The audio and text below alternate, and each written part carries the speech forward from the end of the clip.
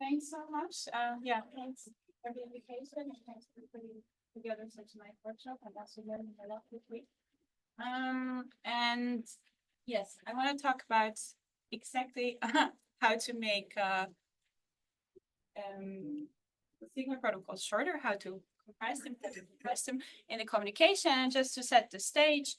So yeah, we have a prover and a verifier, and the prover is the penguin throughout the talk, and the verifier is a vaquita, which is a very rare whale, and there's only about 10 of them left. And this was the only animal I deemed suitable as the honest verifier, because we're in an honest verifier setting. It looks quite honest. Yes, so two things you should definitely learn, like really understand what a Sigma protocol is, and now you know what a vaquita is, and you will see it many times throughout this. Yes, and the setting we're talking today is really like, how can we get the communication? So here we have a witness, and this witness has some length n. How can we get the communication much smaller than n? So yeah, and there's no zero knowledge for now. Like, we're gonna add this later, but the setting is just like, how do we get it succinct? And we saw it already yesterday, how to do it with different techniques, and today we're gonna see it how to add this to Sigma protocols to get compressed signals. And to put it a little bit, because you saw bulletproofs yesterday, and like to put it a little bit in the context. So the starting statement is a bit different that we prove. So here, this is this inner product relation where we have two committed vectors, and the prover proves that these satisfy some, like the inner product is a specific value that's publicly known. And the compressed Sigma protocols, like the base building block, we will show how to prove a linear relation. So we have some committed vector W, and we will prove that this satisfies some linear form, where the linear form and the Y are also coupled. And so in some sense, the compressed Sigma protocol theory lifts this compression mechanism to Sigma theory. So now all the cool things you can do with Sigma protocols kind of carry over, but now with communication. And then I will probably not have time to talk about the second part, but it will be in the slide, so you can also take a look afterwards, how then to get from these linear relations to general circuit knowledge also. Just to, yeah. So yeah, some of the part, but basically the compression mechanism that you see today is very similar than what you saw yesterday, but my notation is very different. So yeah, we will hopefully it will help to see it from two different angles. And yeah, so just to put it back, what we want is knowledge soundness. So if the prover convinces the verifier, I must know a witness in the sense that we can extract it. We will not talk so much about it, but I will remember a little bit how this extraction works for Sigma protocols, and we want succinctness. So the communication should be really much smaller than the witness. And kind of the blueprint is similar as what you've seen yesterday for the bullet proofs. So essentially, we have this 3-round protocol. It's not really 3-round, will be more rounds than that. So the prover sends a commitment. So this is important, has to be succinct. And the verifier challenges the prover, and the prover replies to the challenge.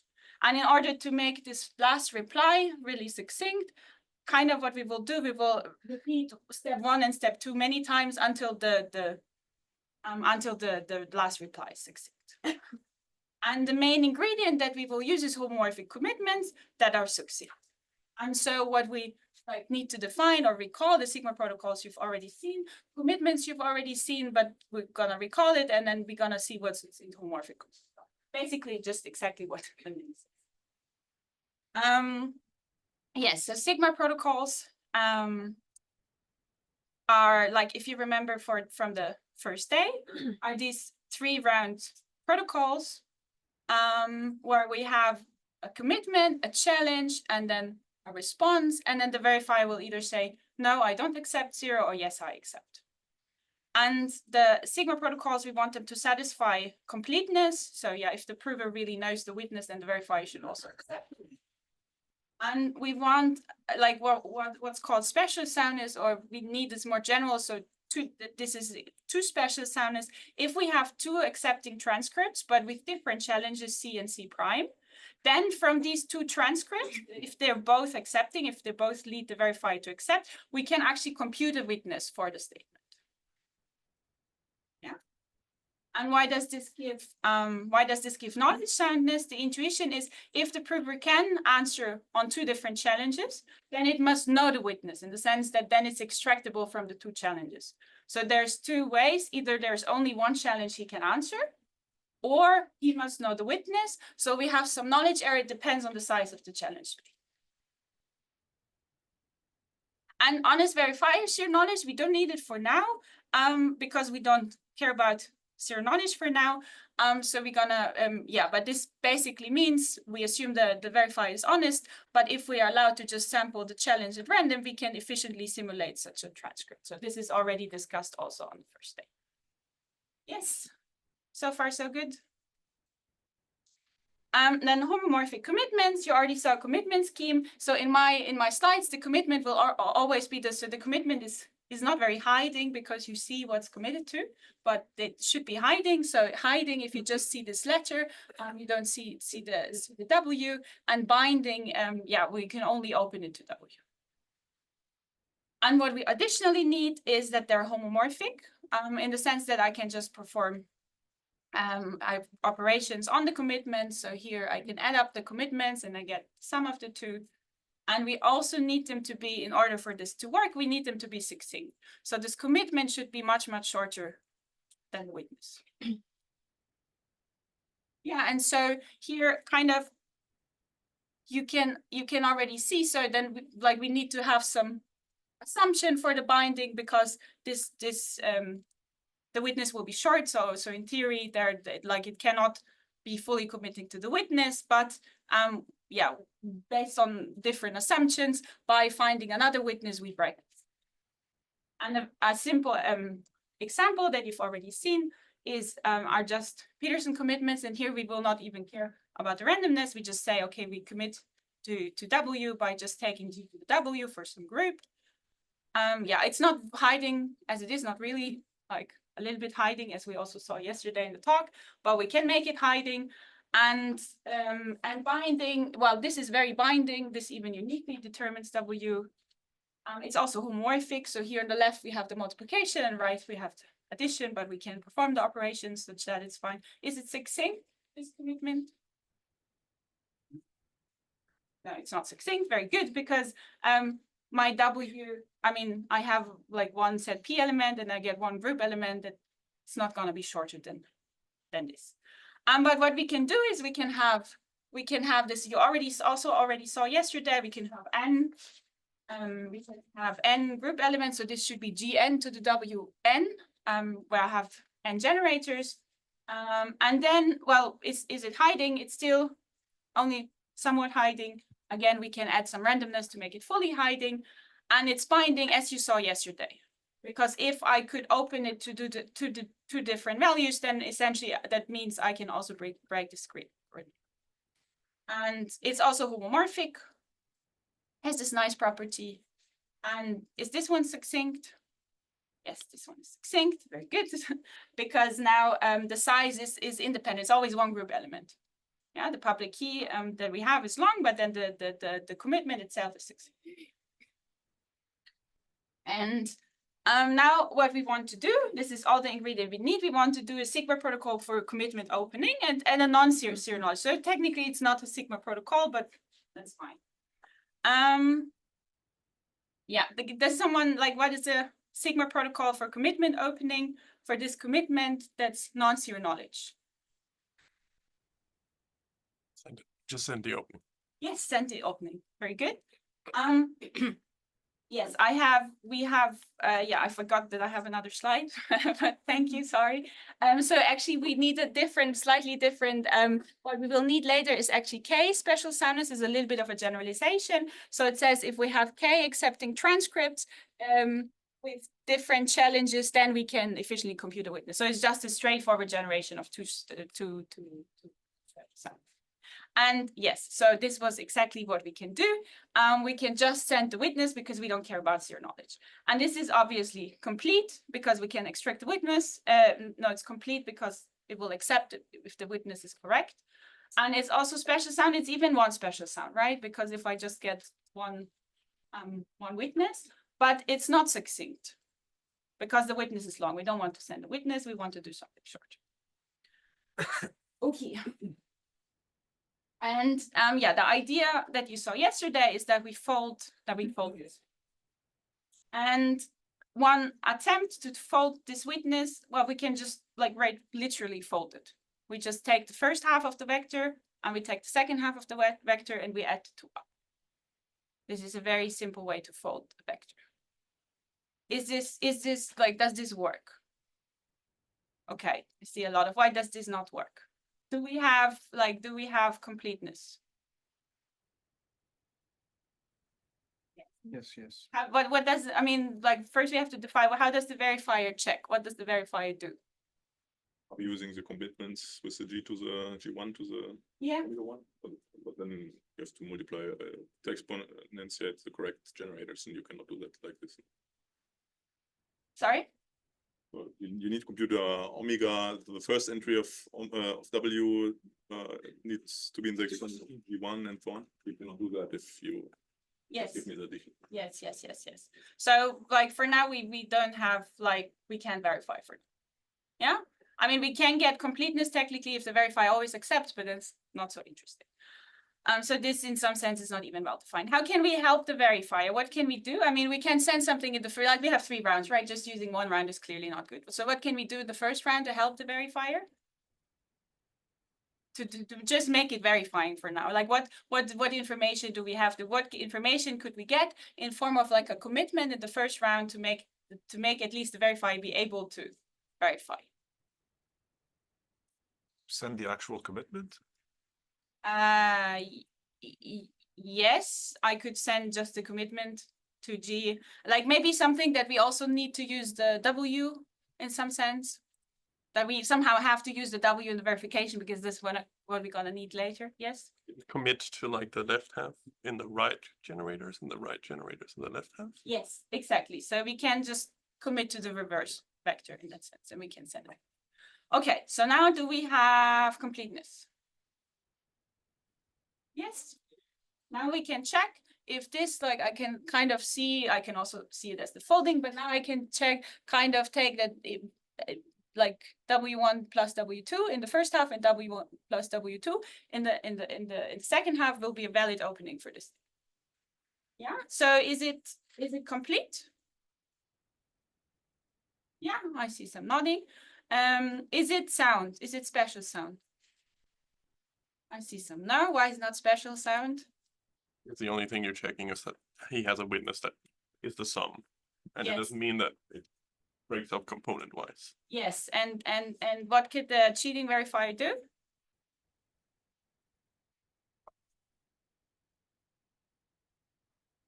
And to make 2 changes that cancel out and the same at the same point in the vector. Yes, exactly. So we can, for example, just choose any set and then just in this first round send minus W plus Z set. So that's not very good. Yeah, the problem is that this linear combination is fixed, right? There's no, like, the prover already knows, so that didn't give us anything. And like, yeah, more high level, like we need a random challenge, because if the prover always replies to the same thing, we will never have enough information to extract. So like we need to get it. Yeah, so let's put in a random challenge. And like, for example, what we do, this is something you saw maybe already from the first talk. I can actually use this. That like kind of we take the challenge times the W. I don't know, that didn't say, but like just assume it's generally from set P, and then we add this first thing. Okay. Yeah, and then we have to send something. What do we have to send here? Like, does this work? Are we good?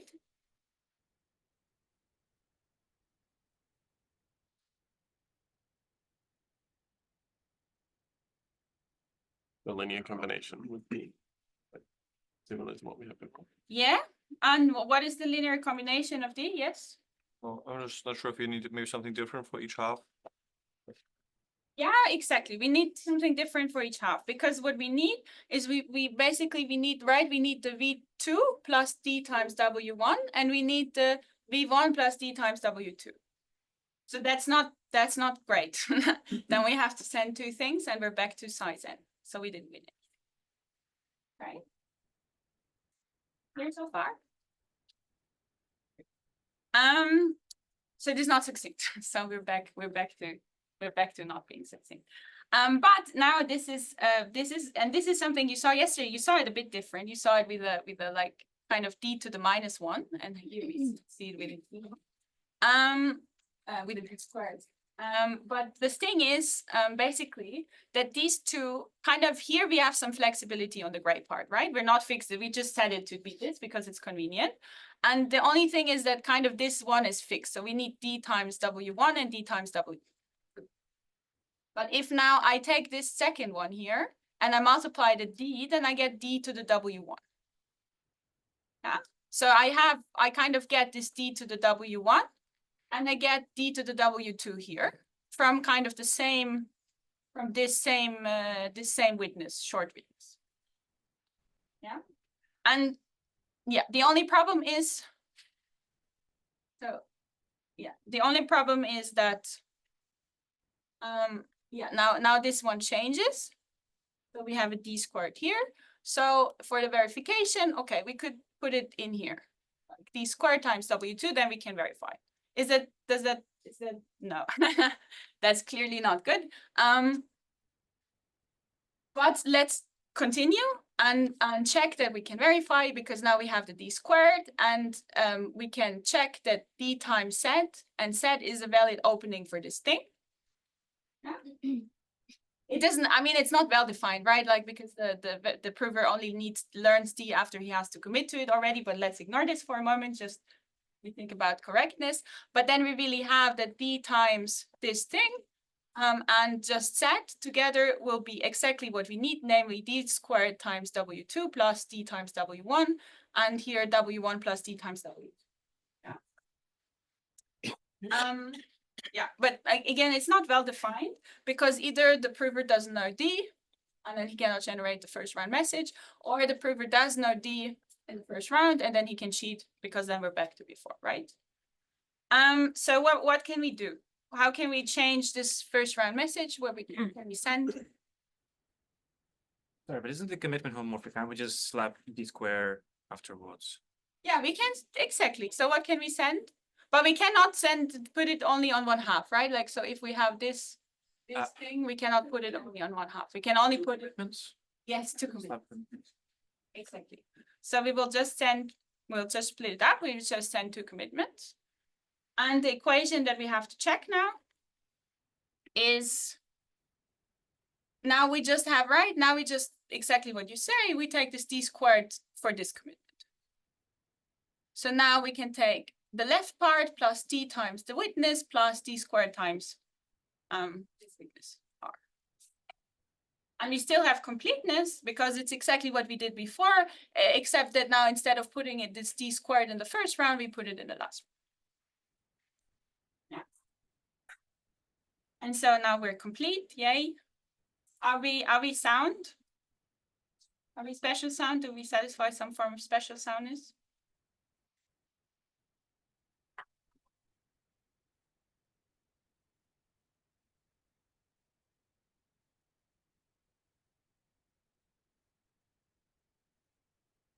Probably no.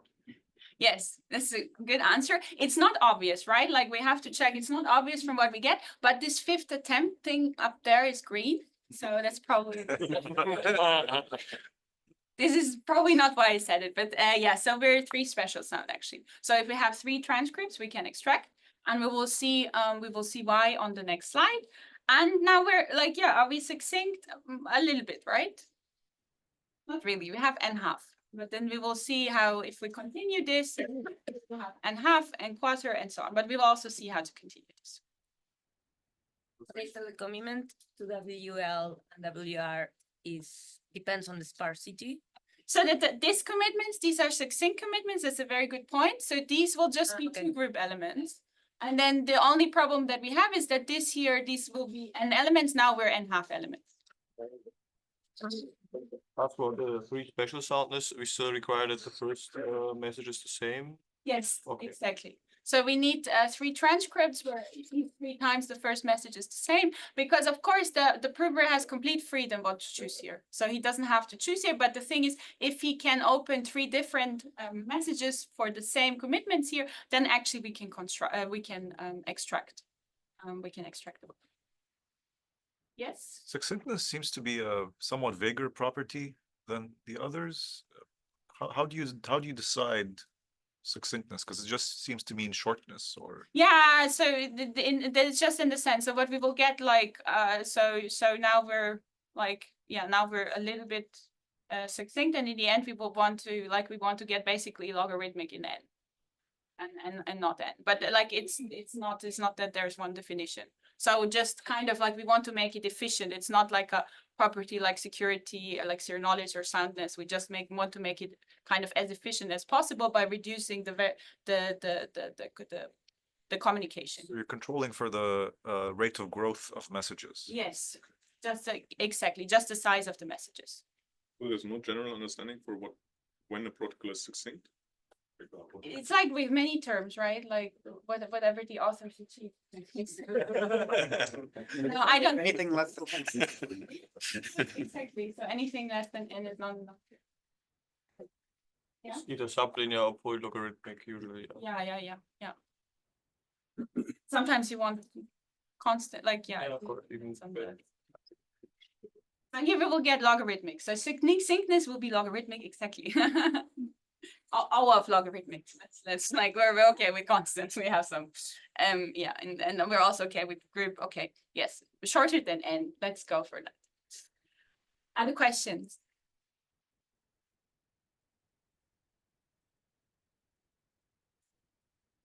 Is it clear? Cool. I will ask you later in the break to write it down. Yeah, so was this Sigma protocol for commitment open used anywhere, like before this? Because I see where so this will be your tool to leave to bullet.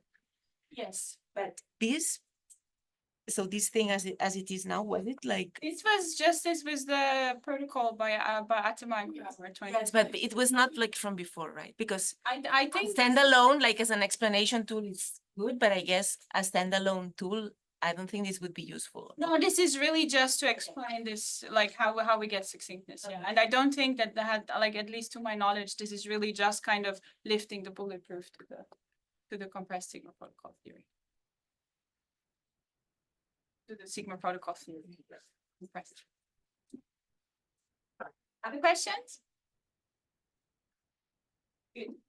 Oh, we're even not so bad in time.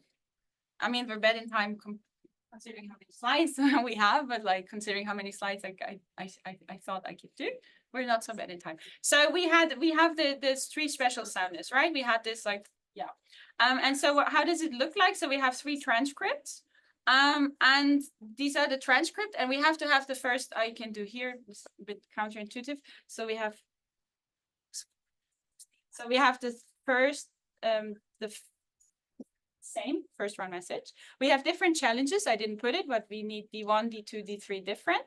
And then we need, we have set 1, set 2, set 3. Yeah, like in such that this is satisfied, right? So if I would commit, like here, like commitment opening, we just say there's no randomness, so it's just a commitment. If I would commit to this DI times set I and set I, then I would exactly get this. So I have a valid opening to this relative to D2 and D3. Yeah. And now the observation is just basically that 1, D1 and D1 squared as a vector, if I have it 3 times, they will be linearly independent. So if I write it like this, we know that we now know an opening for 1, D1, D1 squared relative to 1, D2, D2 squared and 1, D3, D3 squared. So to get this, and now this is just a Vandermonde matrix, and this is invertible. So like we can just multiply the inverse of this matrix here and then just multiply by 0, 1, 0 to get rid of this, and then we get exactly our witness W. So this is just linear. This is just, I can just extract it because basically, because these are linear independent equations, I get rid of these. Are Yes. are they always linearly independent because of the group properties? Yes. We go well in program. No, they're always independent, like set P, do we need, maybe we need that P is a prime. Let's assume that P is a prime. Yes? So here in particular, the verifier can extract the witness, just that we assume doesn't have time to, right? And we assume that he only gets to see one transcript ever. Ah, okay. So this is the verifier will only get to see the one transcript, but if he would see 3 transcripts, he could extract. But see, we are not getting to zero knowledge, so it doesn't matter. Yeah, we at the moment it doesn't matter. Yeah, but like for this, it doesn't matter. Yeah. And yeah. So if you take bulletproofs instead, where you had D inverse instead of D squared, does the same analysis apply? Yeah, it's the same. You will just have a you will just have a like, I don't know, D1 to the -1 and D1. So it's the same. So the reason that like you can also do it with like we saw yesterday with the alpha and the alpha to the -1, you can do the same, like it's called D and we have this squared. I think the reason for using this is then you can generalize it, like for the compressed sigma protocols, you can generalize this to, you can also compress down more in one round.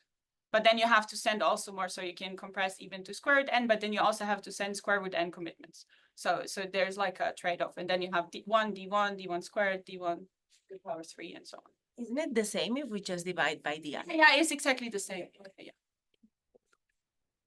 Just a little bit different notation. and scaling? So here you're basically using the initial commitments to define a quadratic polynomial, evaluating it at the challenge. You gain anything if you like send, a couple more commitments and view it as like a multivariate polynomial? So you can, if you do more commitments, you can compress more down. Yeah, but if you do that, you're not going to, if you view it as a univariate polynomial, you're not going to really gain much, maybe a little constant factor. But I'm wondering whether you can gain more maybe by You doing. can square root n, like with one round. So by sending square root n commitments, you can get down to square root n in one round. But then, of course, if you would get it more down in square root n, you need 2 rounds. Other questions? Yeah, good. And yeah, and now we have communication and half times the size of some constant. How do we get to this down more? And now this is something, yes. I'm confused about the last line. So V is just the matrix of D values? And the D values are the random challenges, right? Or Random challenges, yes. so how can the last equation kind of be true, that the kind of like a matrix of random challenges times this one vector is? You have the inverse of the matrix here. This is also the inverse of the same. You take this is the inverse of exactly this matrix. Okay. So not just of any matrix, and then you just kind of cancel out the. Did I get the equation? It's possible that I get the equation wrong, but essentially that's fine. It's good.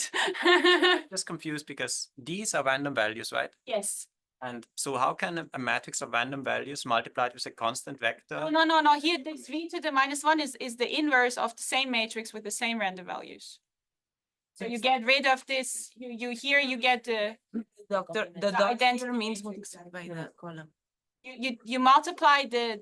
you multiply this matrix, the one like this, you call this is like V. That's what I meant. So Yeah.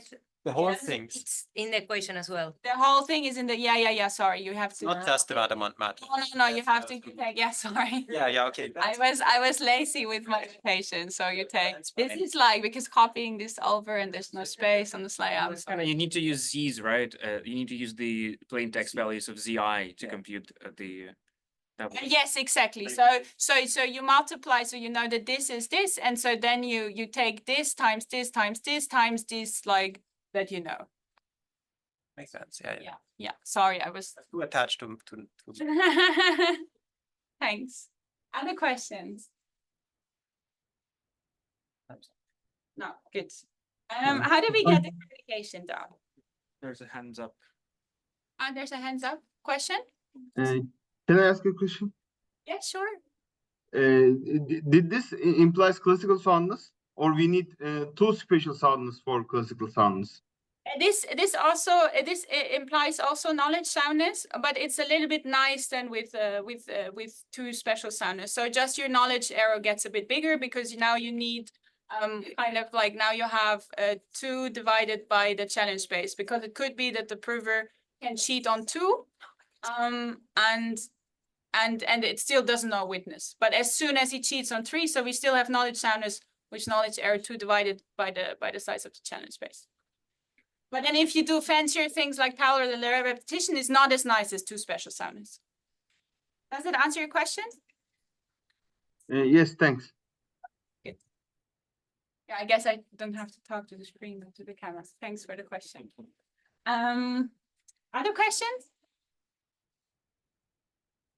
Okay, so how do we get communication down even more? So if we like what exactly just and this is also something you have seen yesterday, but we're gonna repeat it because repetition is good. So we have P, now we have P proves the knowledge of sets such that this is a valid opening for this thing. Yeah, this was kind of like proves knowledge in the sense of sending it over, right? That's also proof of knowledge. This is exactly what we need, right? In order for this protocol to work out, we just need the prover to prove that, yeah, here I forgot to put the penguin. So that the set such that this is a valid opening. Yeah. But then we can do the thing that we did yesterday with the new generators. Namely, we can also say, if we go back to the generators that we have, so we have that this looks like this, right? So we have D times set, and then we have the sets. So if we open this up again, how this commitment looks like, it looks like this. So we can also view it as a commitment where we just have half the generators, and these new generators look like that. And then we just have a commitment to the set vector set that is half the length of it, right? Yeah. Questions? Oh, I see a lot of nodding. Good. And so instead of sending this vector, I can just prove knowledge of the vector such that this opens to set. And then we can just repeat it, right? We know how to do this with a shorter. And it's very important, like we need to use a fresh challenge each time. So we have more communication rounds, right? So we send a commitment, we get a challenge. Instead of opening, we send commitments again, we get a challenge. Instead of opening, we send commitments again. We get a challenge and we open. And then if we do this log n times, if I start with vector, I don't know, 2 to the k, and I do this log n times, I only have 1 element left. I really have folded it down. Question? No? And the overall communication that I get, so each round, I have to send 2 such commitments. So I have 2 times log n times, this is just the size of a group element, plus, yeah, in the end, I have to send this net p.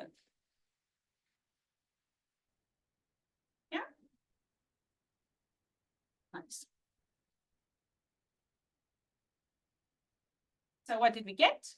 Now we have this Sigma protocol for commitment opening.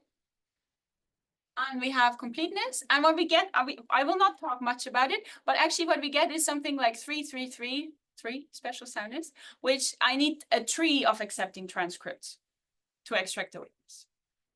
And this was a follow-up work where we showed that actually you can still get a good knowledge extractor with knowledge error that will be 2 log n divided by p. And like this is tight. Otherwise, like if the prover knows, yeah, if you have less than that, then you can the prover. But it's still quite like p will be very large, so this is still small. Not as small as 1 over the challenge space or 1 over p, but still small.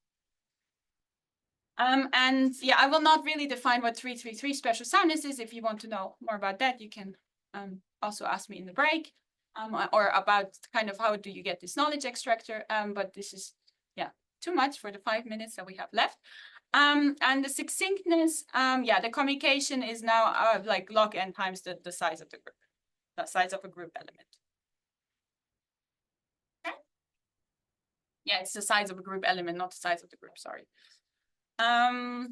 Yeah, and now, but we didn't do zero knowledge, right? And this is a workshop on zero knowledge, so we should add some zero knowledge. How can we add zero knowledge? So we're gonna repeat this. You remember this from the first day? Very good.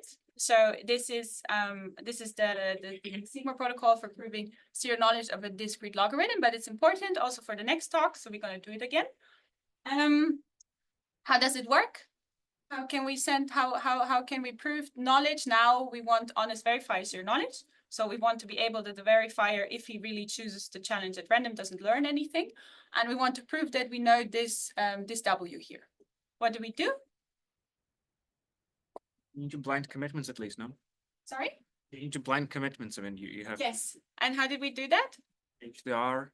Yes. So we sample a random R, send HR, then G to the R, then what do we get back? Yes. And what do we send in the last round?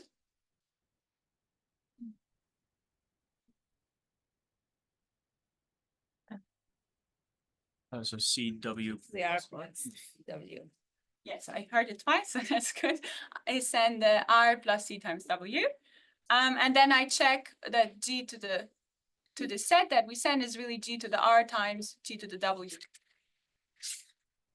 And actually, this is much more general than for this. We can just put in like the homomorphic commitment scheme in here, like can be this like vector commitments that we have can also be a different one. And then here we send this commitment. Yeah, the dolphin, the vaquita, it's not a dolphin, it's a kind of whale. The vaquita also has the W, and then we can just check the equation. So now like the writing is a bit different. We're back to the additive notation like yesterday, so that's a bit consistent. And then we have the protocol, right, for arbitrary homomorphic commitments. It's good, was easy to generalize. So yeah, now we just write a vector in all of this, and it still is the same, and it still works fine. And yeah, if you haven't done the proof before, that's a good thing to prove that it's two special soundness and honest verifiers your knowledge.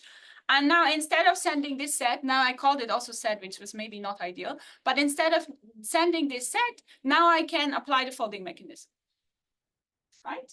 Now I can do all these things that I did before, and this set now, now we don't need zero knowledge anymore because we would be fine to send the set in the first place. So it's really just, we can really just put them all together and get this multi-round protocol.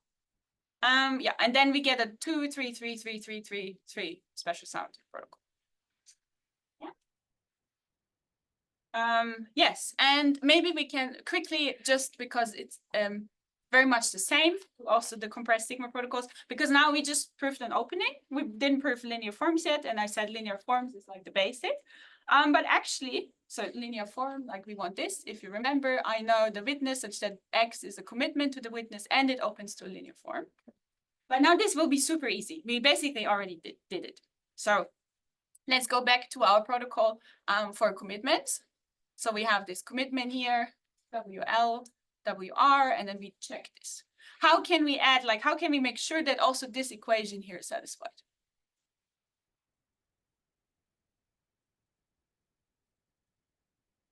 So this is, yeah, this is a linear form over like set, from set P to the N to just set P. Yes? Maybe you have. I guess you can run the linear form over the whole last equation. Over which equation? Basically the vector that you have, so the opening, the D Yes. times Z. Yes, I can check that, but like, what else do I have to do in order? Like, this is basically the idea, but what else do I have to do in order to be able to do that? Because the problem is, right, this is the folded thing. Yes. So it would split the linear form and evaluate the plot on the right part on the left. Yes, so essentially the observation is linear for, like, the only thing that we needed from the homomorphic commitments was that they have this linear property and like nothing else. And we can do exactly the same with this linear form here. So we can send the linear form here and we can send the linear form here. And this is just one element because this is here, we know that this is short. And then we can do the same thing here. So we check exactly, we do exactly like we treat this linear form exactly like we treated the commitments. And then we just check if L to the this and this and this and this. And then if I extract, because this is the same trick that works here, exactly like this, we will also be sure that what we extract satisfies the linear form. The vectors are shorter, right? WL. You have the lengths, right? No, they're not shorter. They're this. I see. zero. Okay, got it. Yes, Got it. Yes, that's why they're not shorter yet. It's easier for me. It's easier to think about them this way. Yeah. I don't know if there's a good place for the question, but I'm just wondering if you gain anything here versus bulletproofs, right? I mean, the main difference seems that L is public rather than hidden, but you could put L into commitment itself and then run the bulletproof protocol. Yeah, no, basically this is really lifting the bulletproof technique. So then you can do like a lot of like what they have been shown that kind of like the Sigma protocol theory translates more directly by just adding the folding mechanism. But what you get in the end is it gives you the same efficiency. But I mean, bulletproofs are also Sigma protocols of some sort, so I don't. Yeah. So this is more like the more like the like starting with the linear form as kind of your standard, and also getting the more standard notion of Sigma. And also, like, for example, like then this is also, I'm not gonna talk more about it, but then also transferring to lattices and all these kind of things is A little easier. yeah, yeah, I mean, it's always like a matter of viewpoint, but it's really just lifting this to having the Sigma protocols for linear relation as your building block, and then start to build circuits from there. Yeah, but like to prove arithmetic circuits, it's just you can use like different techniques. You get the same. You get the same. So then, I mean, I guess you should hope you can do better because L is public here, but doesn't seem to do better. I don't. It's a good question. If you just want to prove a linear form, in the end, if you want to prove the whole circuit where you have to do the multiplication anyway, it's exactly the same up to constant. So it's really the same. It's just a different People viewpoint. care about constants in practice. So. Yeah. So I guess one instance where L was public yesterday was in the polynomial commitment case. Yeah, I'm just wondering whether you would actually, you think you do get better efficiency by a constant factor, maybe. I think even for the I think it's the same even up like with constant. But for special cases, I'm not sure. Yeah, Thomas would know. And I guess you have to work a little bit because L here might be multi-dimensional, right? So you have. Yeah. But then you can do a random linear combination. Something. It's not. I mean, with bulletproofs, it's at least not as direct. Like here, you just plug it in and you get the direct proof. So yeah. And yeah, with bulletproof, I don't know. I would need to think about how to do it. Yes. Yeah, maybe this is a stupid question, but can't you use the linear form as a commitment itself? Yeah, but it's not binding. So it's a good question. It's a very important question. The issue is if you use the linear form as a commitment itself, it's easy later for the prover to open it to just choose a different vector that gives you the same. There will be many that give you the same image. But it's a very good question.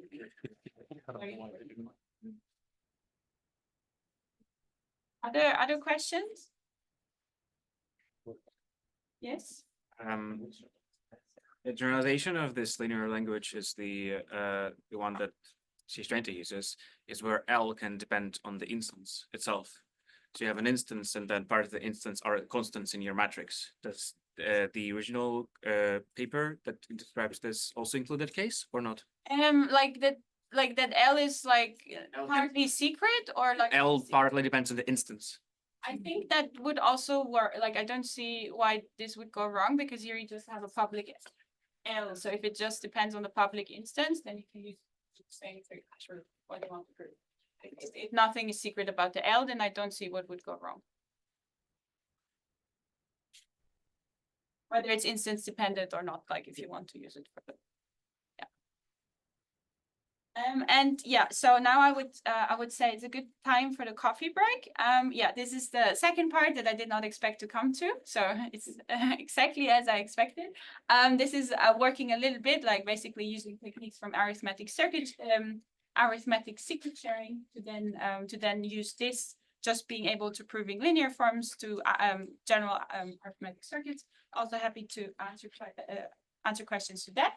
And after the break, we will continue how to, if we don't have discrete logarithm, how can we instantiate those sigma protocols? Not the compressed ones, just the standard one.